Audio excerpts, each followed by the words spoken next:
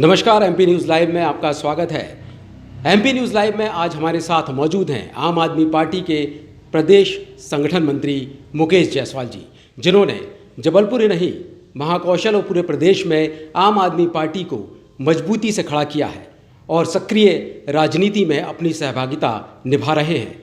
आइए आज हम उनसे जानते हैं और कुछ सवाल करते हैं प्रदेश की राजनीति को लेकर, देश की राजनीति को लेकर। मुकेश जी, एक बात बताइए, सबसे पहले मैं आपसे ये जानना चाहता हूँ कि जबलपुर में जिला बॉडी और प्रदेश स्तर की बॉडी में किस तरह से आप काम कर रहे हैं और किस तरह अपनी पार्टी को मजबूत कर रहे हैं? देखिए, विधानसभा चुनाव के बाद लगभग 1.5 साल बाद आम आदमी पार्टी का पूरा गठन हुआ प्रदेश में, जिसमें प्रदेश अध्यक्ष आम आदमी पार्टी के जो जवाबदारी थी वो पंकज सिंह को दी गई और प्रदेश संगठन मंत्री की जवाबदारी संगठन निर्माण के लिए मुझे दी गई। उसके बाद लगातार कोविड के इस कठिन समय में भी हम लोग पार्टी के लिए और जनता के लिए काम करते रहे। चाहे दिल्ली से हमें सबसे बड़ा जो टास्क दिया था कोविड के समय, पल्स ऑक्सीमीटर का दिया गया था, जिसको जाके हमको घर घर बांटना था और उनको पल्स ऑक्सीमीटर देना था कि भाई इस समय पैनिक ना हो, पल्स ऑक्सीमीटर आपके पास है, अगर कोविड भी हो जाता है, ऑक्सीजन लेवल कम हो रहा तो ये पल्स ऑक्सीमीटर हम लोग ने बांटा। उसके बाद हम लगातार घर घर जाके काम करते रहे। अब बात आती संगठन की, तो संगठन में हमारे 52 जिले में जिला की टीम बन चुकी है, यहाँ तक कि विधानसभा तक बन चुकी है, यहाँ बूथ और मंडल पर भी हम लोग पहुँच चुके हैं। प्रदेश में लगातार हम संघर्ष कर रहे हैं। विपक्ष की भूमिका आम आदमी पार्टी निभा रही है कि दूसरे दल तो बिकने में आ गए हैं, लोग बिक रहे हैं। आज जबलपुर की बात कर लें, एक भी कोई आवाज़ उठाने को तैयार नहीं है। स्मार्ट सिटी के नाम पे देख लो, पूरे शहर को खोद डाला है, नाली कचरा सब बर्बाद कर दिया, लेकिन कोई एक आदमी, कोई भी राजनीतिक दल का आवाज़ नहीं उठा रहा है। हमने लगातार नगर निगम को घेराव किया, लगातार संघर्ष कर रहे हैं। नगर निगम में कमिश्नर कार्यालय में ताला लगाया, लगातार हम जनता की आवाज़ उठा रहे हैं। भोपाल में क्या स्थिति है अभी आपकी? भोपाल राजनीति के हिसाब से बहुत ही महत्वपूर्ण है और इसको लेकर वहाँ पर आम आदमी पार्टी किस तरह से सक्रिय है?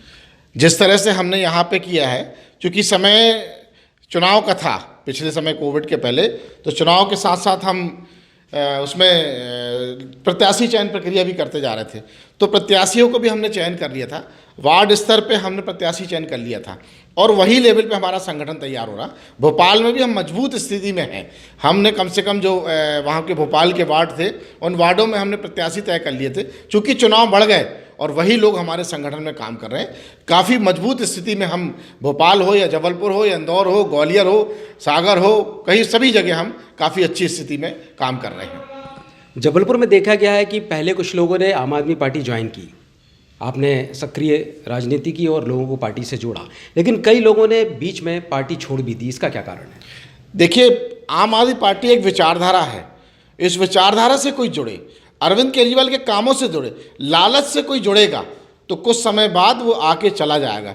पद और प्रतिष्ठा के लिए कोई ना आए, यहाँ तो अपमान के लिए आए, उसको सहने के लिए आए। धैर्य रखे, अपमान सहे, तो ही आम आदमी पार्टी में रुक सकते हैं। चाहे वो हमारे राष्ट्रीय नेता की तरफ हो, चाहे कुमार विश्वास का नाम ले रहा हूँ, वो एक बड़े चेहरा थे, लेकिन अति आत्मिक अपेक्षा करना पार्टी के लिए नुकसानदायक होता है और व्यक्ति के लिए भी नुकसान। लोग धैर्य से आए, पार्टी की विचारधारा से आए, उनका स्वागत है। व्यक्तिगत फायदे के लिए कोई आएगा वो अपने आप चला जाएगा।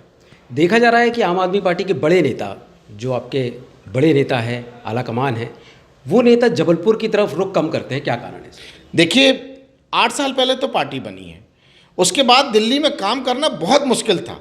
केंद्र शासित राज्य है, मोदी जी, अमित शाह जी, बाकी लोग काम करने जी छोटे छोटे काम में अड़ंगा डाल रहे थे। मोहल्ला क्लिनिक की बात कर लो, फाइल पहुंचा दी, नहीं बनाने दिए। उसके लिए हमको आंदोलन करना पड़ा। उपराज्यपाल जी के घर पे आंदोलन, कितने दिनों तक आंदोलन चला। उसके बाद मोहल्ला क्लिनिक की परमिशन दी। स्कूल बनाने की बात को, पानी की बात को, बिजली की, जनहित के मुद्दों के लिए, काम के लिए छोटे छोटे अड़ंगे डाल रहे थे। वो तो सुप्रीम कोर्ट, देश के न्यायालय का हम धन्यवाद करते हैं, उन्होंने बता दिया कि भाई चुनी हुई सरकार का क्या काम है और उपराज्यपाल का काम क्या है। तब से लगातार हम काम कर रहे हैं।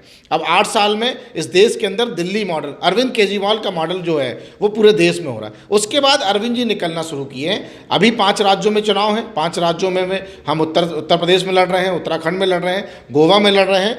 और पंजाब में लड़ रहे हैं। पंजाब में सारी स्थिति देख रहे हैं कि आपका मीडिया हो या जनता हो बता रही है कि आम आदमी पार्टी की सरकार बनी। इसके बाद वो मध्य प्रदेश की तरफ आएंगे और मध्य प्रदेश की तरफ आने वाली तीसरी ताकत जहाँ हम बन के उभरेंगे।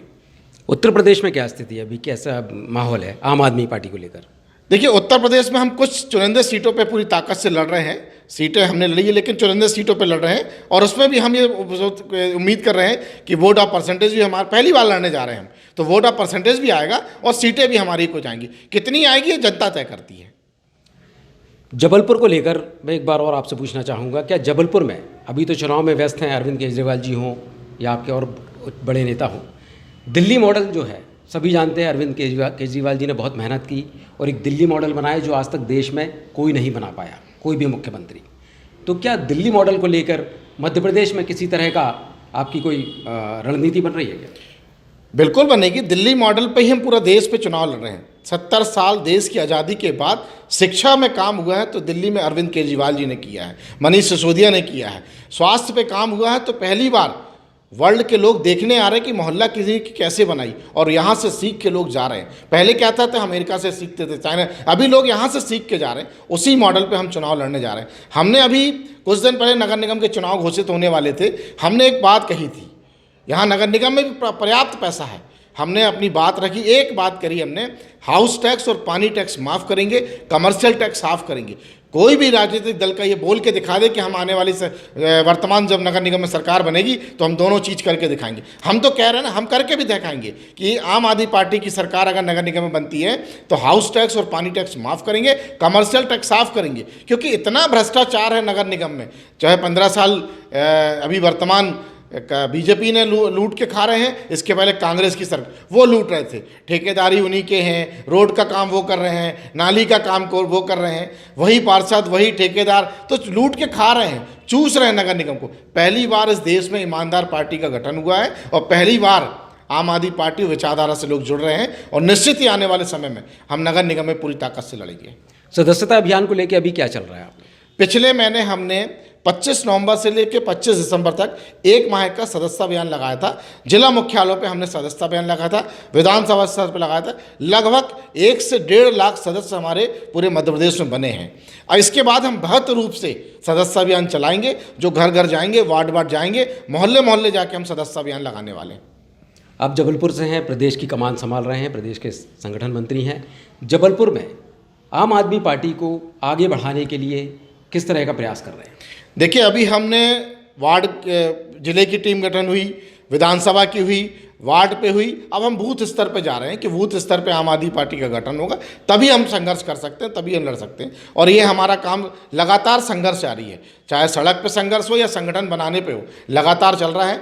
पिछले दिनों से लगातार आप देख रहे होंगे, आम आदमी पार्टी ही ऐसी बात है, चाहे विद्युत मंडल की बात हो, खंडन को रोकने के लिए हो, बिजली के दाम कम करने की बात हो, सड़क पानी बिजली के लिए लड़ने के लिए।